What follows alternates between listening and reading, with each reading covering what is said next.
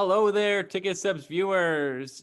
Happy 2021. It is the definitely an unconventional year for movie release schedules, but hey, we're still gonna, we put together our list, our top 10 favorites, and we're gonna discuss those. Alex, how's it going today? Did we have to crank out a few movies last second to even have a 10 to do the top 10? Who's to say not this guy? Yeah, no, Joe, this has been a nutty year. Something crazy, some stat that blew my mind is that I didn't see a single 2020 movie in a theater this year. And maybe that's not crazy, but considering everything, the world got shut down in March. I just classic me got off to a late start, and I had seen a couple 2019 movies, 1917, a couple other ones. I think Jojo Rabbit, a second time in 2021, but those were 2019 movies, or 2020, 2019. So this entire top 10 was sitting at home. I've got the bracket parentheses of what service I used to watch it. So I mean, let's get into it. We press on Hey, every year. exactly. Got to have a top 10. We adapted, and like you said, hey, the January, that's the thing. Yeah, you got to see the Oscar ones that time. So yeah, you got to see those in theaters. So you did your parts. So hey, let's jump right into it. So Alex, start off the list at number 10. All right. So yeah, number 10. And this is, keep in mind, for me anyway, this is 10 of 12. I saw 12 of 2020 movies at this point this year. So two getting left off the list. And I'm not going to mention them because we're not doing a worst five, obviously, because I don't have enough to do them. But also, if you put a movie out this year, like, credit to you, you did great. Yeah, exactly. It's hard to be rough about this stuff. Right. No movie is a bad movie in 2020. So my number 10, and this is one I actually just watched last night, crazy enough, but I used to go here on HBO.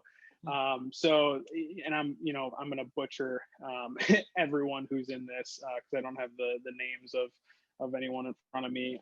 But I used to go here was a hilarious, a really solid comedy on HBO. It stars the girl from Community. I can't think of her name off the top of my head, but she basically is a sort of failed, like starting to try to make her way into being an author. She gets called back to go to give like a little speech about her book at her alma mater, Illinois State University, Carbondale. So that was kind of cool to see all the Illinois settings and license plates and everything like that. And it kind of turns into her reconnecting with the old professor she was close with, and it's definitely like a quirky style comedy.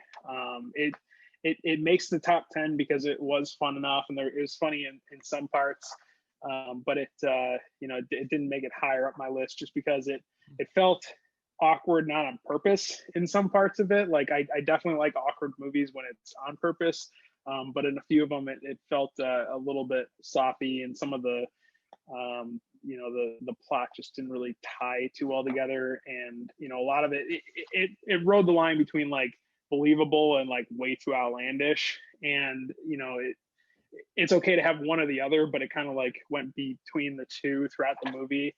But definitely a quick, I think it was probably like an hour and a half, throw it on, little comedy, definitely worth its salt. And the professor that he's played by, and again the names, but one of the actors in What We Do in the Shadows, a movie we really love. So definitely at the top end, the star power is some recognizable names, and it was fun. It was number 10 for me.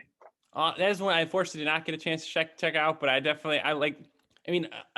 cast member of Community being in a movie about college again, like you can't. That sounds awesome. I definitely got to check that one out for sure. Because that definitely. Oh, that's with Jillian Jacobs. That's the one. Thank you. That Yes. and oh yeah, okay, yeah, cool. Yeah, I think my parents watched one earlier this year, and yeah, they kind of said the same thing, just like a fun kind of indie film kind of thing, comedy. Which Definitely. always awesome watching those. I definitely gotta check that out. Number 10 on my list. It always will hold a special place in my heart because it's the first movie I watched after I moved at the new place. So I was in June.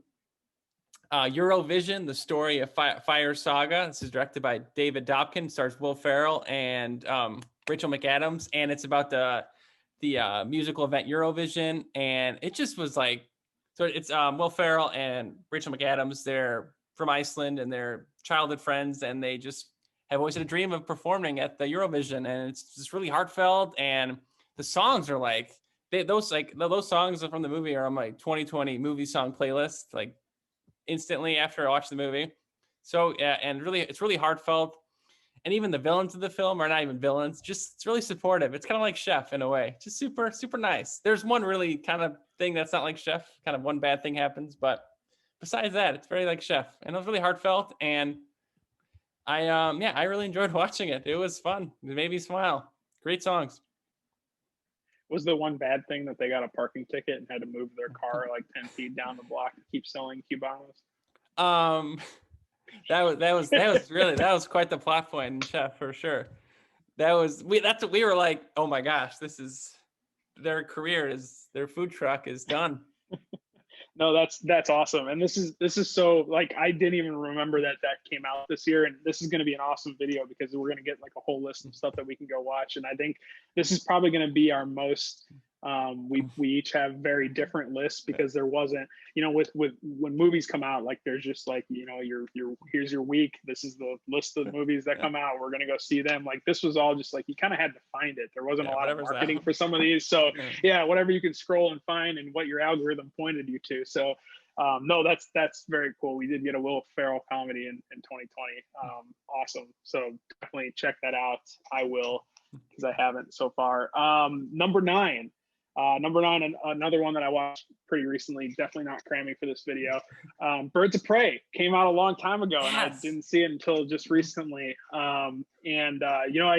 This is definitely another very Wonder Woman-esque, like, oh, hey, this was a blockbuster movie that would have been released. I think did get released, actually, and I might think I just totally missed it because I was kind of in that February, March timeframe, right, when things were getting crazy. So, Margot Robbie back as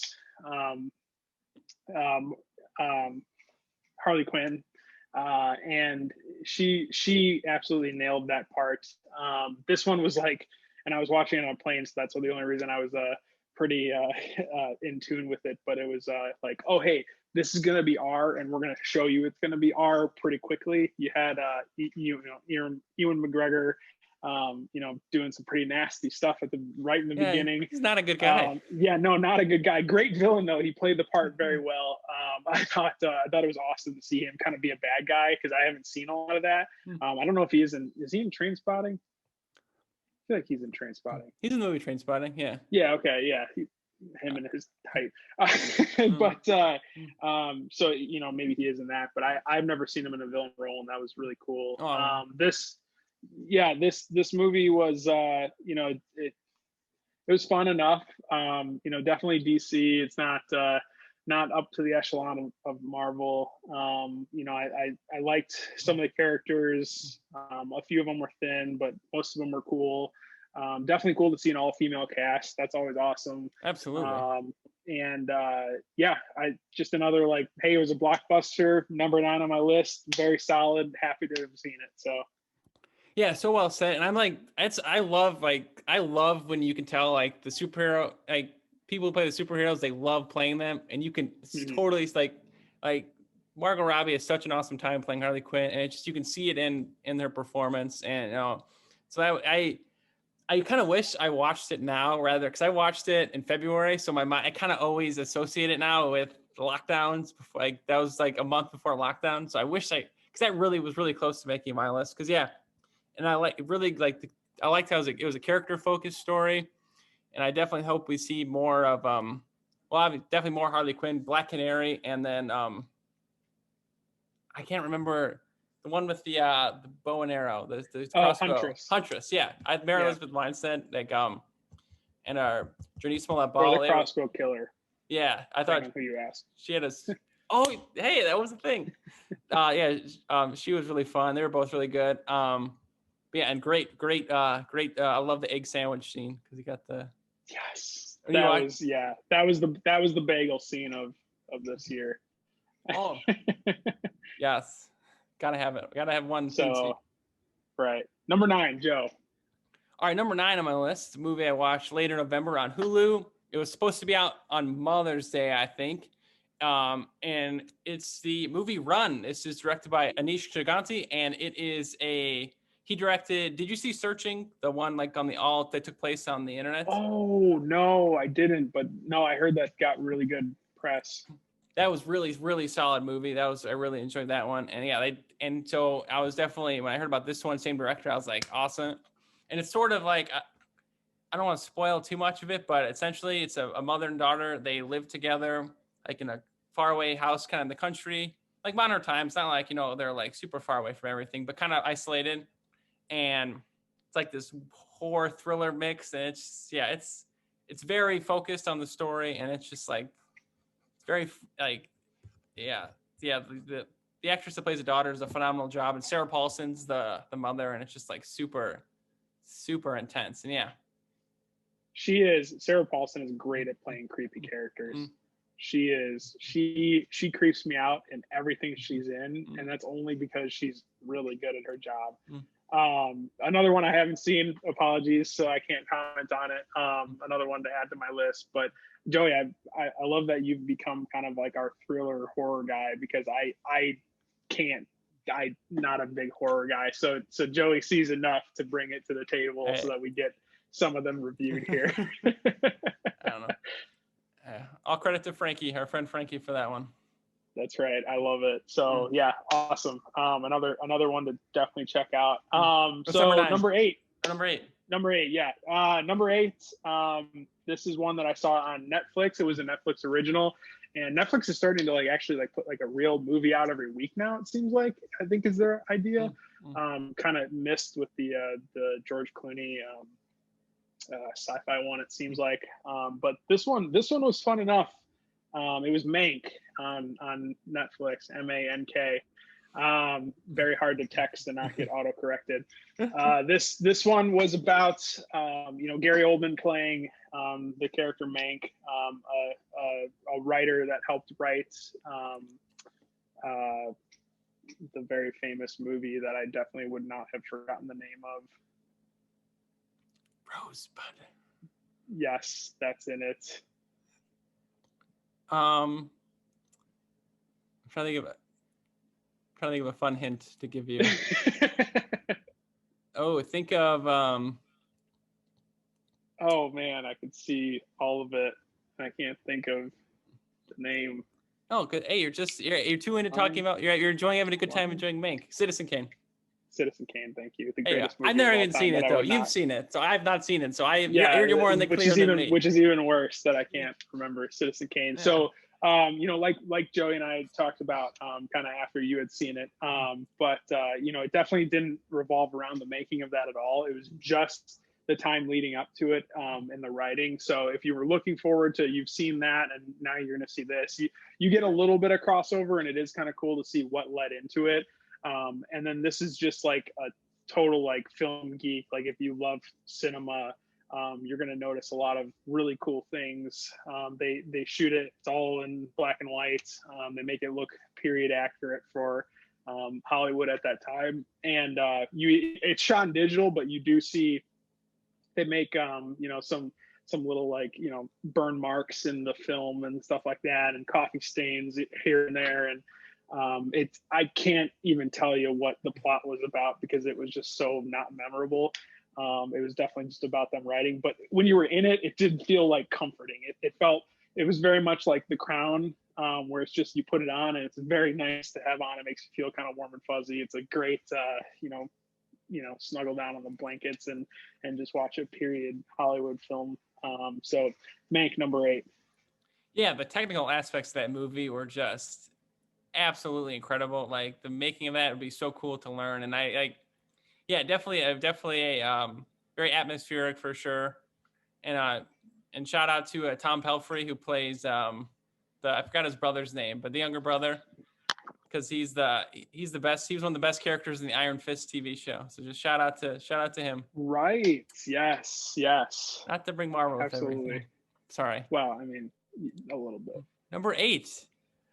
Number eight is is a film that I always love when like this is what we saw in Trainwreck. You know, when like a comedian like kind of makes their first movie and they like play they're like the lead role and they write it and it's just so cool. You know, it's that you know that their premiere, like their new movie is so cool.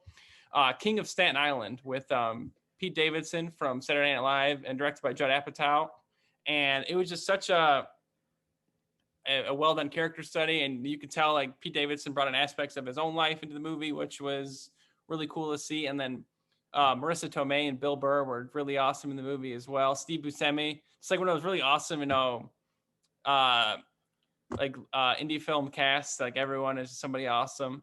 And yeah, he's like in his 20s, you know, trying to figure out his life, and that's, you know, we can all relate to that. So it was a fun watch.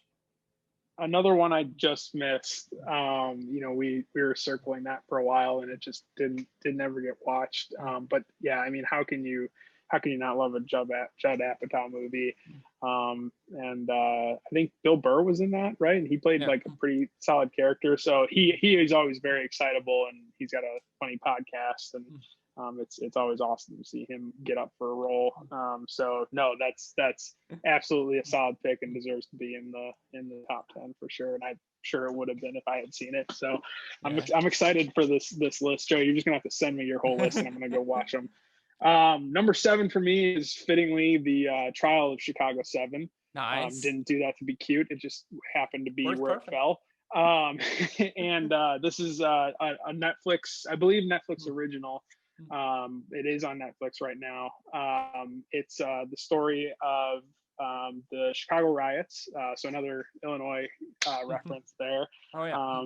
And in the 60s, surrounding the Democratic convention that was taking place near, you know, Grant Park, Chicago.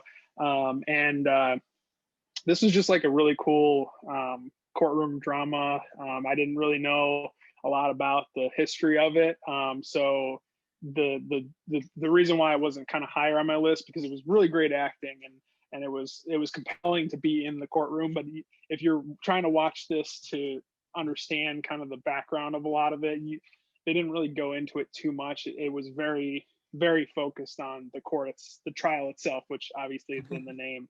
You know, not like a blow your mind type of like, you know, learn about like a 1917 type of movie. But you know, definitely entertaining. Sacha Baron Cohen was awesome in it. Oh, so good. The star power alone is just incredible in this film, and definitely a good. It's not short, but it is another comforting turn on kind of watch, slow burn type of movie. And if you watch this, you'll like understand. There's one character that is like so frustrating in it, and it is like very like he just does it so well, and it's like it is like pretty historical, like so it's based in fact, but it's just like, oh, you just want to like tear your hair out. So he does such a good job. So yeah, Trial of Chicago 7, number 7 for me. Yeah. Oh, absolutely agree with everything you said.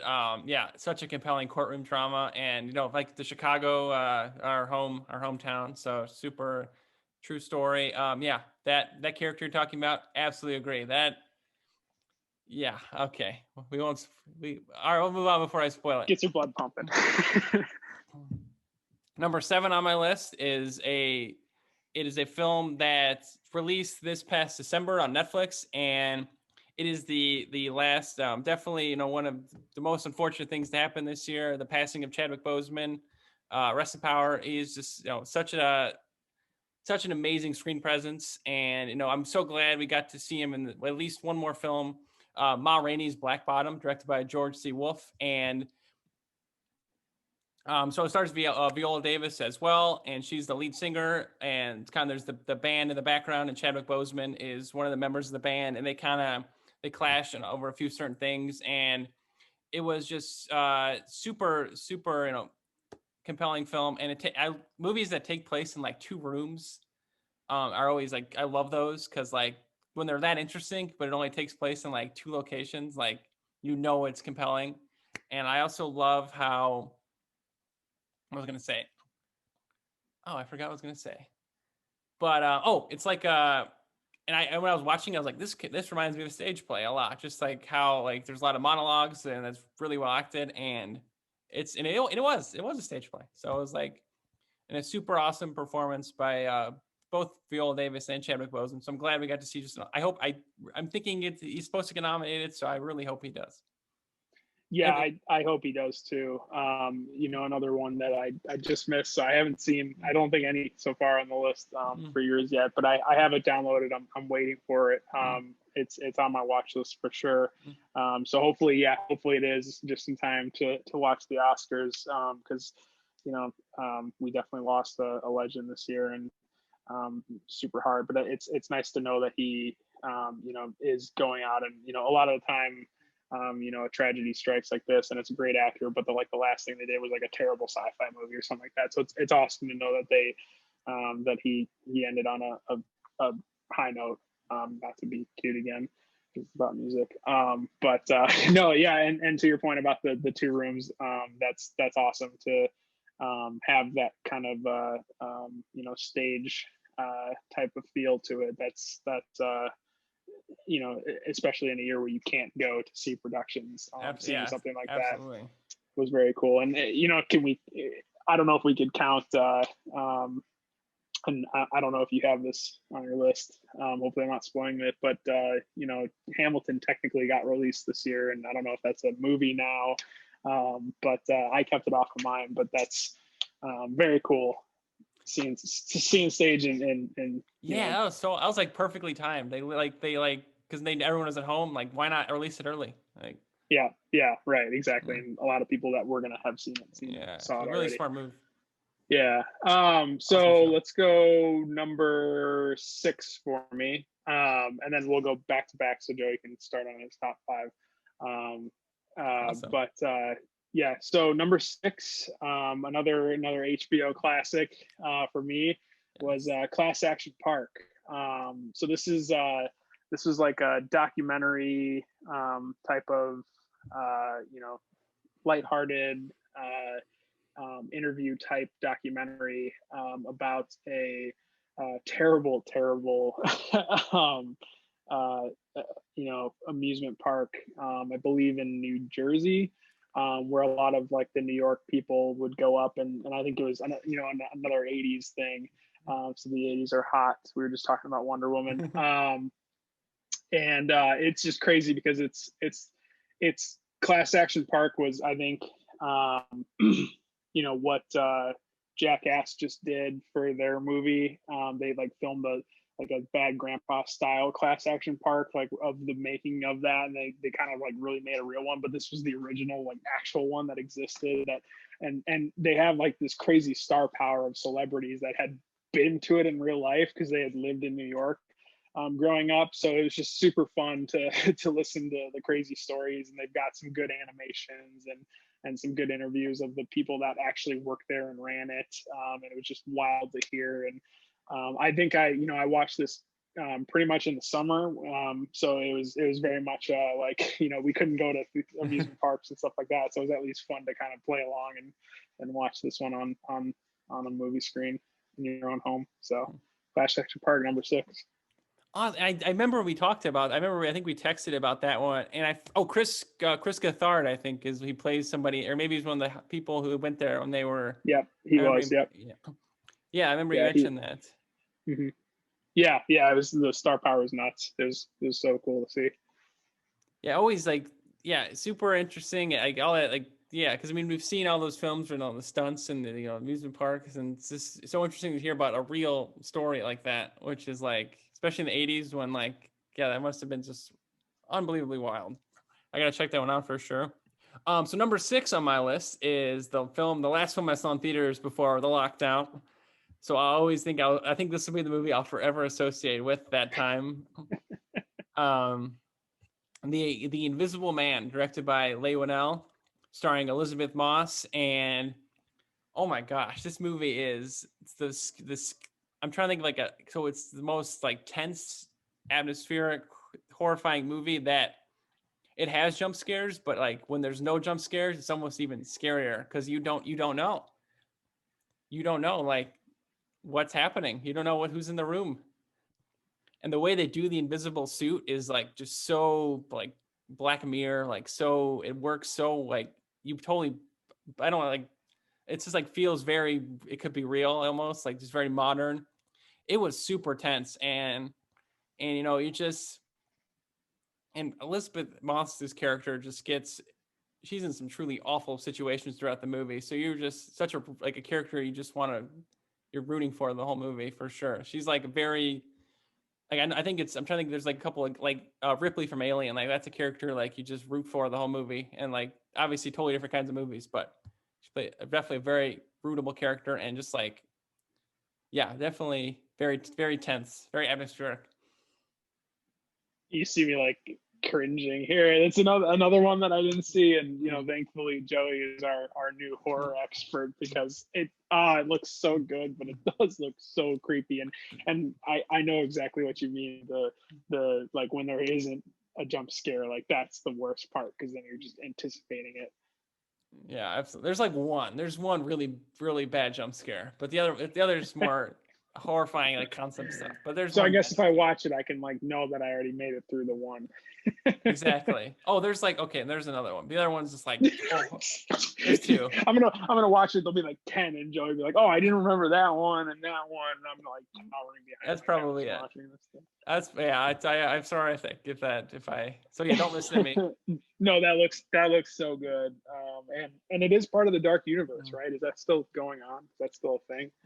It's supposed to they do like set up a little bit of something, so we'll see. Oh, okay, yeah, because I think the Mummy was supposed to be part of that, and Invisible Man, and I think what was the other one? They were gonna do another. Oh yeah. There was the Mummy. You said a Frankenstein one maybe. Yeah, something like that. So interesting to see if that goes anywhere. So yeah, do your top five now. Top five. Here we are. So 5 through 1. Yeah. Well, just do your five, and I'll do. I just didn't Okay. want to make me go first the whole time. Oh. Number 5 on my list. There are so many articles about this movie, how it's the perfect movie for 2020 because it's about reliving the same day over and over again. And that's Palm Springs, directed by Max Barbakow, starring Andy Samberg and Kristen Milotti. So it's for those who haven't seen it, it's Andy Samberg is ooh, I don't want to. Well, I guess it's not a spoiler, but essentially, two people are stuck in the same day while at a wedding. So it's like there's a wedding going on, but they're stuck at the same day over and over again. It takes some twists though on the typical Groundhog Day type thing though. It's not what you expect. So that's all I'll say about that one. But really enjoyed that one. Dang, very cool. Yeah, Very funny. another one I haven't seen. So Joey, you gotta have to send me this list right afterwards. Yeah, Andy Samberg's awesome in almost anything he does. He's just and I'm guessing it's a comedy-ish. Yeah, definitely him. Yeah, very funny movie. Very Yeah. So that's good. And that was on, what'd you say, Hulu? Oh yeah, that's on Hulu. No, and J.K. Simmons in it as well. Ooh. So you get the "I Love You Man" and reunion. Yes. Greatest movie all time. That's so good. Yeah. No. So that's sounds like a very very solid movie, and I'm glad it made the top five. It's exciting. We have a top five. We're doing. Hey, what's your top five, or what's your number 5? Pushing through. So top five. Another one that I saw very very recently. I watched this yesterday. Yes. Was Death to 2020. I felt like it had to be in the top five for when we like cut this off. I want it to be in there, but no, Death to 2020 is on Netflix. It's a fake, documentary about 2020 and just like what happened. It's kind of shot like a historical documentary, but it kind of just takes you through like how crazy this year was. It cuts in like some real footage, but then they also have like some characters playing some fake people to make fun of kind of like how crazy this was. Anytime you're going to get Samuel L. Jackson sitting in a chair talking about like a fake narrating how 2020 went, I mean, you're not going to lose there. I saw that in the trailer and we were like, oh, we have to watch this. You know, obviously there's, you know, it talks about everything from, you know, COVID to politics to anything else. So, you know, huge trigger warning for anyone that doesn't want to relive any of that. But if you're here and you're willing to, you know, have fun with it, it's definitely a fun, you know, poke sides at everyone. Definitely a good movie worth checking out. Yeah, well, I mean, if there's anyone I want telling me about anything, it's Samuel Jackson. So I'm already sold. I gotta check that one out. I've not seen that one, but I mean, I have Netflix, and yeah, so I think that's sort of like I mean, they made the best of the situation and made something to remember the year by. It's going to be a great time capsule for sure. Watching in like 20 years from now. Awesome. I'll put that one on the list for sure. Number 4 on the list is just such an amazing cast, and it stars Tom Holland, Robert Pattinson, Bill Skarsgård, Haley Bennett. I'm forgetting somebody. Jason Clarke, Riley Keough. It's Sebastian Stan, of course. Can't forget the Winter Soldier. The Devil All the Time, directed by Antonio Campos, and this is based on a book, I believe, and it's like this. It's one of those like where it's a small town where everybody knows kind of knows each other's family's histories. It's kind of like it's one of those films. It reminds you of Place Beyond the Pines a lot, where each like kind of section of the film there's like different, like each act is like a different time period almost, kind of like, you know, there's something happens and then the consequences are done in the next act, like where different characters. And Robert Pattinson plays the absolute most like just horrible, just a gross character but he's so good in the movie, but he's such a terrible person in this movie. But it's one of those like characters you just like, yeah, but he does a great job.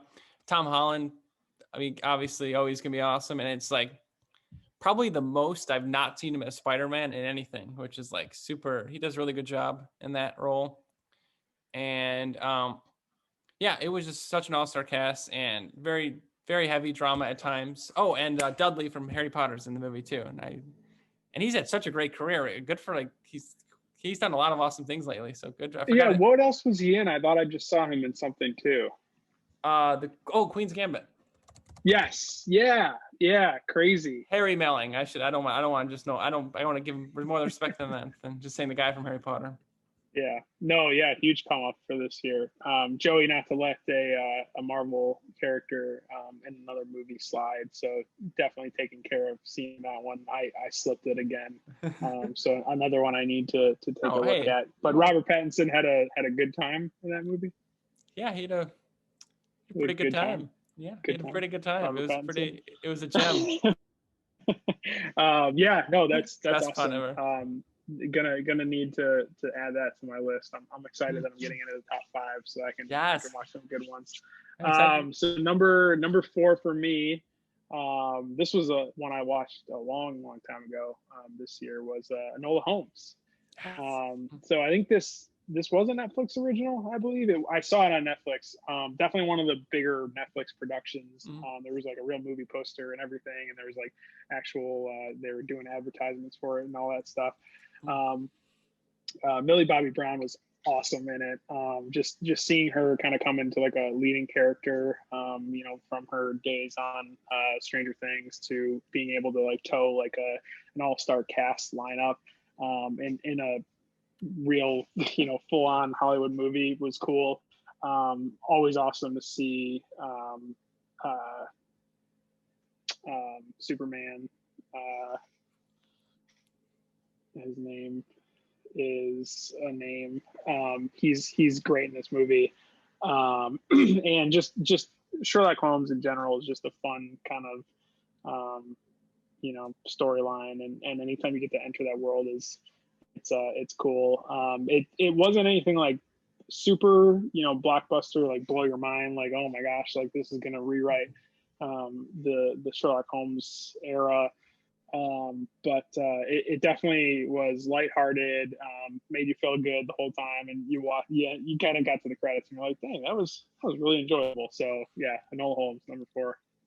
Yeah, that was like I remember you told me like, I think you said like, oh, it came out this weekend, so I definitely checked it out. Thanks to you mentioning it, and yeah, it was so much fun, so lighthearted. Millie Bobby Brown is so great, and I loved the fourth wall breaks in it so much. Like it was such a fun, and I love the music of the movie. It was so like it was so good. It was like the background music. It was like so good. Yeah, that one was a lot of fun, and loved the mustacheless Henry Cavill in the movie. So good. No mustache. Or did he have a Yeah. did he have a mustache? No. I couldn't remember. I was trying to think before this review Yeah. because I know you mentioned you watched that, so I was thinking it might come up. I was trying to remember if he had a mustache. The other brother had a mustache, I think. One of them, if not both of them, definitely had a mustache. I know we always do best mustache of the year, so I was trying to pick who had it this year. Oh man, yeah, that's Maybe tough. the brother. Yeah, that is tough. I mean, we had it easy during the Mission Impossible Fallout year. So I mean, that was easy. Yeah, I'm gonna think while you're doing your top 3 for the best mustache of the year. all right, we're down to the top 3.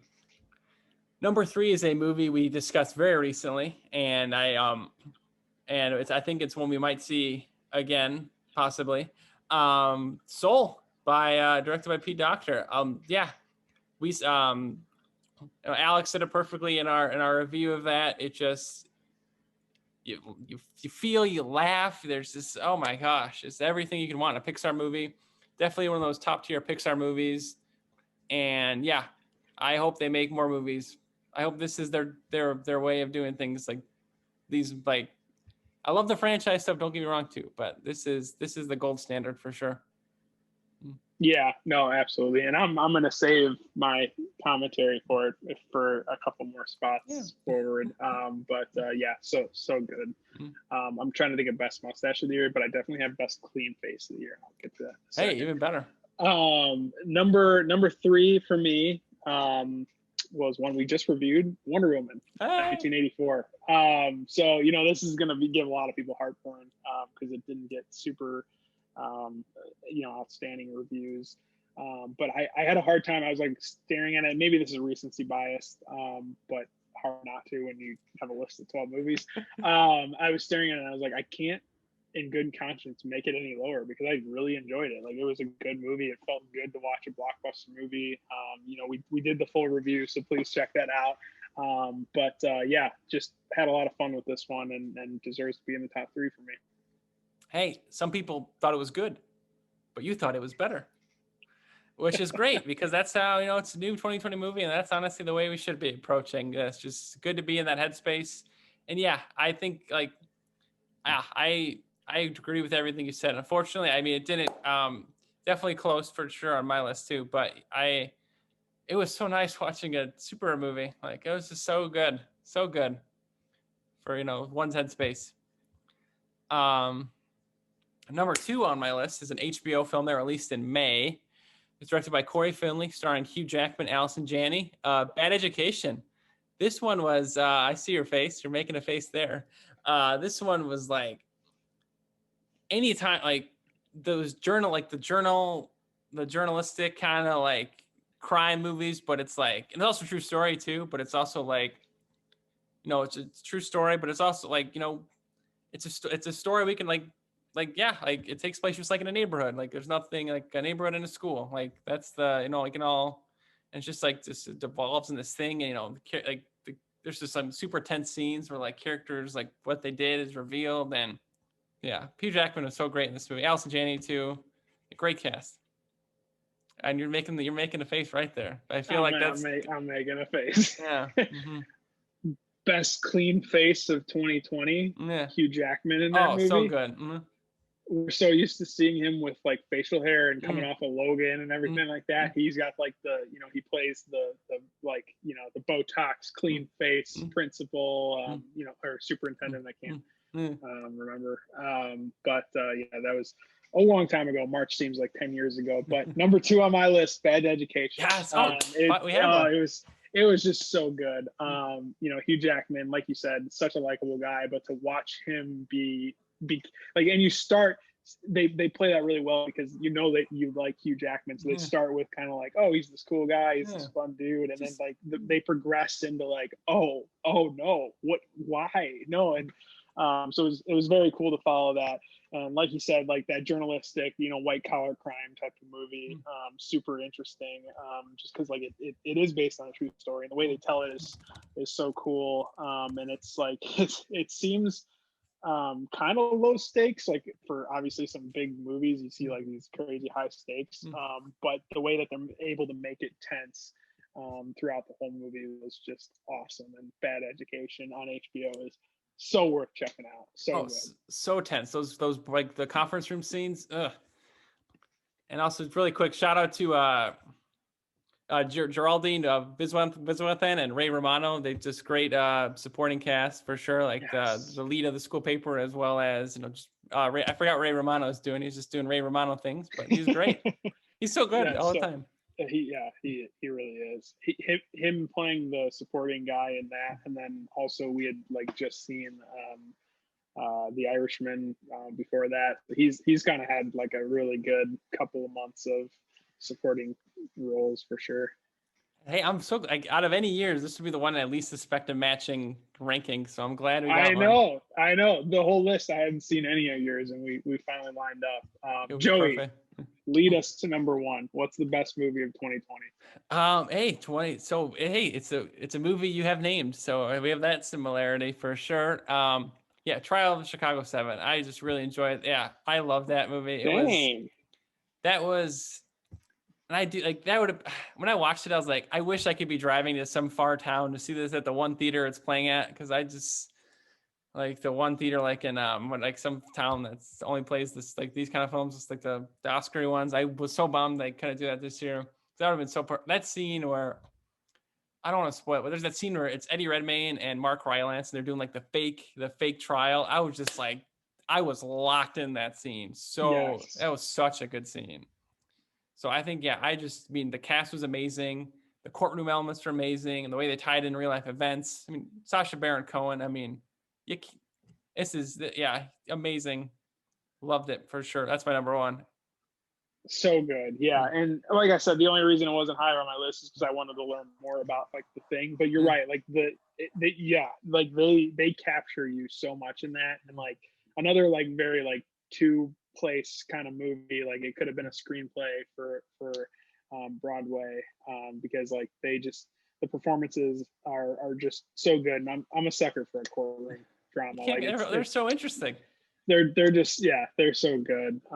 Yeah, the star power is incredible. Mark Rylance was so good as that defense attorney, who wasn't playing the defense attorney for one of the characters.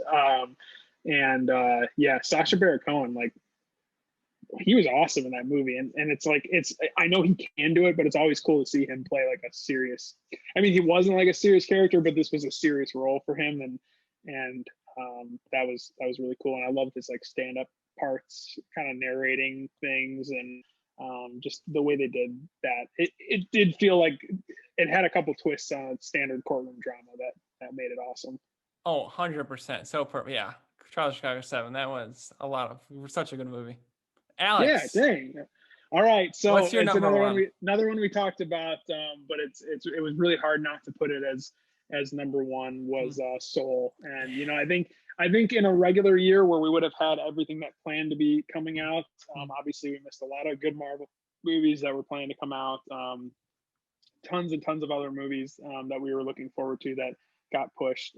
So 2021 will look a lot different. But I think if this had come out with all those other ones, this would have easily made my top five, because it was just so original, so cool, such a real Pixar movie, in the best sense.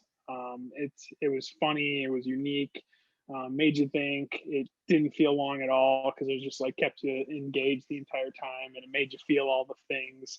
And can't say enough about Soul.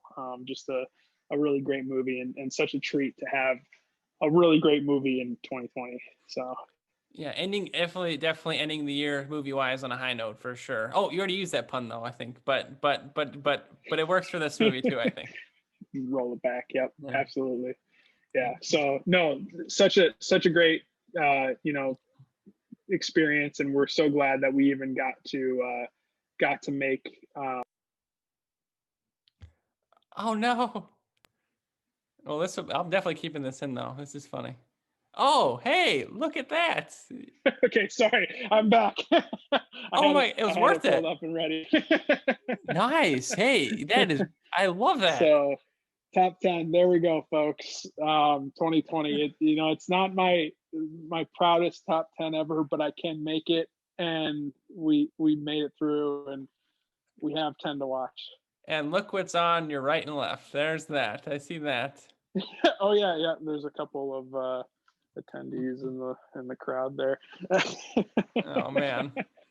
So yeah, no, super weird year. Obviously, you don't need us to tell you that, and we're just excited to hopefully getting back to what we all love best, and seeing Exactly. movies in theaters, because dang, we missed it. And I this year, out of everything, made me realize that theaters are not going anywhere. Your mom and pop shops might have a hard time, opening up. A few of them, we unfortunately might lose some, but people are going to want to go to theaters.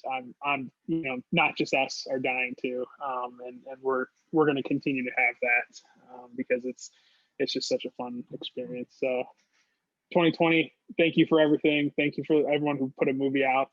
Yes. We're gonna do some best actor, best actresses, but for a top 10, and just being able to enjoy movies still in a weird way was fun.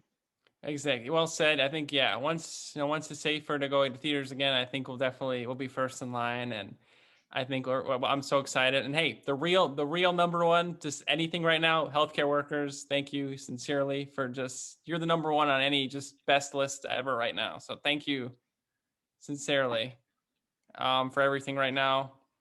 Um, and kind of just for in going what you said about best performances. What are your picks, Alex? Okay, all right. So I've got, and I don't know, we talked about best actor, best actress. I did best supporting too. So if you have that, you can add it. Otherwise, I'll just do. Oh, I do. Yeah, do Um, all those. I think I can improvise. okay. So I'll just do both of them together. So I'll start with best actress and supporting actress. So best supporting actress, I'll just go up my list. Mm. I've got Rachel House as Terry, in Soul. It's a weird one because she wasn't like on screen. Obviously, she's a voice part for this. But I'm like the real committee for the Academy, because I've got a little bit of bias, just from body of work, because I had just seen Hunt for the Wilder People, and she is awesome in that. She plays the social worker that like basically hunts down this kid as like a FBI agent. But she's just so funny, and she's been in Thor. She's been in pretty much any Taika Waititi movie, and we love Taika. Yes. So it was really cool to see her in like a huge blockbuster, as like a pretty big role. Like she had a good chunk of this movie, and she absolutely nailed every part she had. She's hilarious in the entire thing, and definitely provided like a good chunk of the laughs of a very funny movie. So yeah, best supporting actress, and then best actress in a leading role. I've got Millie Bobby Brown as Nola Holmes. I kind of alluded to her Awesome. earlier. I thought she did a great job carrying that all-star cast, and it was very fun to see her in a much lighter hearted role, from her role in Stranger Things. So she did awesome this year, and it was really cool to see kind of her coming out movie, in 2020. Yeah, that's both so perfectly said. Rachel House, as Terry, such a fun, definitely one of those this fun cartoon, not a fun like animated, like one of those like if this was like Toy Story, there's those like kind of characters that we always like remember by. I think Terry will definitely be on the list of like one of like the not necessarily a bad, not the villain, but like not even an antagonist. I don't even know what to call Terry. Just he's Terry's just She's Terry, trying to do the job, she's trying to do her job. Yeah. Um, and Millie Bobby Brown, I think you summed it up. Like, yeah, because like every role, I mean, we've seen her in Stranger Things, Godzilla, and unfortunately, the writing of the new Godzilla movie was not great. So I'm glad she got to play like an awesome character like that, and it did such an incredible job. So following up on that, we'll do supporting actress and best actress. So for supporting actress, I should have prepared more, but I think I have a pick. I really liked and kind of when you said this movie on your list, I mean, not that I was, I mean, it just missed my list, but I definitely wanted to give it some kind of recognition. I'm gonna go Mary Elizabeth Weinstein in Birds of Prey. I loved Huntress. I thought she was really like her backstory was really well done, and I liked as somebody who is very socially awkward, I kind of related with that a lot. So I was because like some of the lines of dialogue, like if you were like that would happen in real life, like they would not all just be cool cool Avengers all just nailing one liners. Like no, like that would happen, and that would so I absolutely related with that. Yeah, to see her like trip over some of the like cool deliveries Yeah. that like the other people had was so cool. She's got like a crazy backstory, and then she's like this total badass, but then also like a little bit quirky and awkward and like that. Yeah, super relatable. Yeah, that's a great pick. Yeah, I loved her in that movie. I'm glad you brought it up because I really get thrown in that like pre-lockdown phase, and I wish I watched it. I wish I watched it at home later. I think I would have Right. had a better time remembering it. And favorite actress in a leading role, Kristen Miletti in Palm Springs. That was really really awesome comedic performance, and like the movie, like she's the whole reason why Andy Samberg's character is he's great. He's very is static the word where some characters like that hasn't grown. Like he only grows because she comes into the movie and she just plays like such a pivotal role in the story, and she's just really funny, but also is like just I need to remember more about that movie, but I just remember really liking her comedic performance, and she's also great in How I Met Your Mother also. So plug in that show. Dang, yeah, no, that's, I mean, another one that I can't comment on because I haven't seen yet, but I will be shortly. Yeah, okay, awesome. That's so good. So yeah, to round out the year, we'll do best actor, and I've got a best supporting actor. So best supporting actor, and you'll like this one, I'm sure, because it kind of ties into your number one. But Sacha Baron Cohen, as Abby Hoffman in Trial of Chicago 7, he was just so cool to see him in kind of a serious role, playing the kind of hateable character early on, and then kind of becomes the lovable character. Just every line he had was so solid, and you really believed that character and his motivation, and just kind of the way that they used him to tell the story. He through his stand-up comedy, he provided a lot of the context to what I was looking for and what I was excited to see. So maybe that made me like it even more. But just in an all-star cast, like he stood out above everyone else. So I thought it was fun to see him.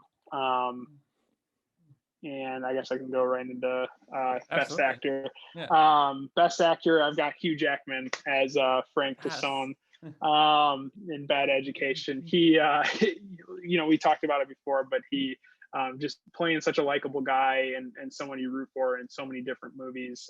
It was so cool to see him kind of take on the villain role, and in the most Hugh Jackman way possible, the smiley, like really excited, villain kind of guy that slowly kind of turns into a rotten egg. Just such a cool, and obviously it is a true story, so there's some parts to it, but the way that he played it was just like incredible, and you were just so captured by everything, and it was so believable watching him do that. Like you were really into the story because you could see that happening in real life, because it did, and he brought that to you. So can't say enough about Hugh Jackman. Awesome job. Oh, I love your picks. Yeah, Sacha Baron Cohen as Abby Hoffman. Like he's not only obviously he brings a lot of comedic parts to the film. Like there's a lot of comic relief moments that are with him, but he's also the heart and seriousness of that group in other ways too. So well balanced. And then Hugh Jackman. I mean, best clean shaven face by far. So I have a best actor, and I'm between a few supporting actors right now. Okay. So, Ooh. Okay. Just gotta make a decision, Joe. Just Think gotta think it out. Think it out loud. thinking out loud. Oh, that's a good. Is that Ed Sheeran song? Probably. This is not my pick, but special mention to Joe Gatto of the Impractical Jokers movie. He just see something. Like, he's the only year I could do that, so he's gotta be picked for something. Has to be in the mentions. You know what? I'll go with. Oh, this is a movie not on my list. Or wait, maybe it is. I'm between two right now. I definitely throw this on you last second. So. Oh no, I should have been prepared. You had the awesome background too. Okay, I got it. Best supporting actor Dan Levy in Happiest Season. That was on Hulu. It was not on my list. It almost did it. Like, a really solid holiday movie for sure. That's with Kristen Stewart and Mackenzie Davis. And Dan Levy is built up to be like the comic relief person of the movie, but eventually he has one of the most like just like the feel scene of all time. Did you see that movie? I did not know. This is another one to add. So Kristen Stewart and Mackenzie Davis are a couple, and they're trying to figure out how to tell their parents, and Mackenzie Davis's parents aren't supportive of that. And Dan Levy has like just this amazing speech about like, like that moment in a person's life when they're coming out to their parents, and it's just like super, one of the best monologues of the year for sure. Oh dang, that's awesome. A good monologue can land you on this list like no problem. Yeah, and we love Schitt's Creek already, so we love him in Schitt's Creek, so it's great to see him in more movies for sure. And then best supporting or best actor. I was debating if this is supporting or not, but he's like probably second most lines in the movie, so I think it's. I'll judge it because he's not the main character, but I got to give it to Chadwick Boseman and Ma Rainey's Black Bottom. I mean, obviously, they're just it's a great performance in itself. Like, even if there wasn't the really awful news from earlier this year, but early in 2020, like I still think this would have been. He was just his character. You could totally see his motivations. He was in so much pain, but he had so many dreams, and and so many awesome monologues. Again, like he nailed it, and you could totally hear what his character was feeling at every time. And great performance by him. And his screen presence it's just so hard to even begin to describe because it's just that powerful. So good. Yeah. Not and like you said, I mean, not because of his passing, like it was just that good. And that's so good to hear because he was just so good in so many movies, and to go out on a high note is awesome. And another one I need to absolutely check out because a good monologue is just, there's nothing like it. Very excited. And Dan Levy, love him and love seeing him in newer movies. American Pie was kind of his jam way back in the day, right? So seeing him kind of in some newer roles is super cool. I love the list, man. So good. Hey, yours too. We could not have predicted these lists at the beginning of the year. That's for sure. No, not at all. And to be so different this year was definitely a quirk and wouldn't have happened, if it wasn't like this. But I'm very excited for basically a whole top 10 list to go check out on my own. Yeah, hey, and I need to see Class Action Park as well as Death of 2020. I mean, cheers to 2020. Let's move on to 2021. Let's have a year. It's going to be we got this, everybody. Thanks for listening. Get back to where you're at. Exactly. I love that. Yeah, exactly. Get back to the studio you were at. Hopefully everyone can get back to there, as safely as possible. Even I think they are shooting movies now, but hopefully even better in a couple months. Absolutely. Yep. All right, folks. We'll see you next year. 2021.